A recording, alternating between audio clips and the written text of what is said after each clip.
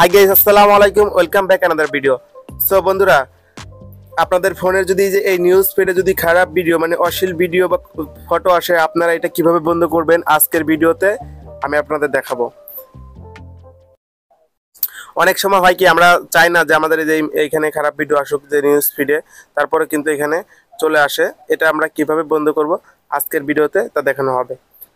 তো এটা করার জন্য ফার্স্টে আপনি ফেসবুকে চলে যাবেন। ফেসবুক আসার পরে এখানে দেখতে পাচ্ছেন থ্রি ডট আইকন, এই থ্রি ডট আইকনের উপরে একটা ক্লিক করবেন।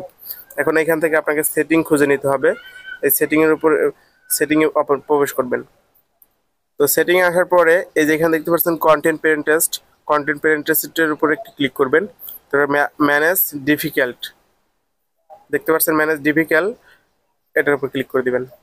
এই যে নিচেরটা যে 3 নাম্বারটা দেখতেছেন সেনসিটিভ কন্টেন্ট যেটা আর কি, এটার উপর ক্লিক করে দিবেন।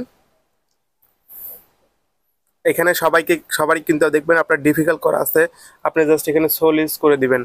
ডিফিকাল্ট যদি থাকে অবশ্যই আপনাকে শো লিস্ট করতে হবে।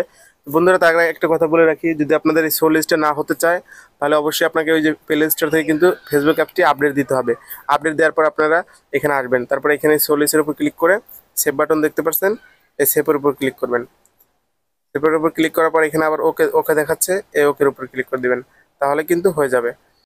এখন কথা হচ্ছে যে যে আপনি যদি এরকমই মানে সেটিংগুলো করেন তাহলে যে ভিডিও ওইরকম ভিডিও আসবে না বা অশ্লীল কন্টেন্ট ফটো আসবে না তা কিন্তু নয়। আপনাকে একটা জিনিস করতে হবে, সেটা হচ্ছে যে এইখানে এই নিউজ পেজে যখন খারাপ কোনো কিছু আসবে তখন আপনারা ওইটা প্লে করবেন না। যদি আপনাদের এটা মানে অটো প্লে হয়ে যায়, মানে অটো প্লেটা আপনারা অফ করে দিবেন।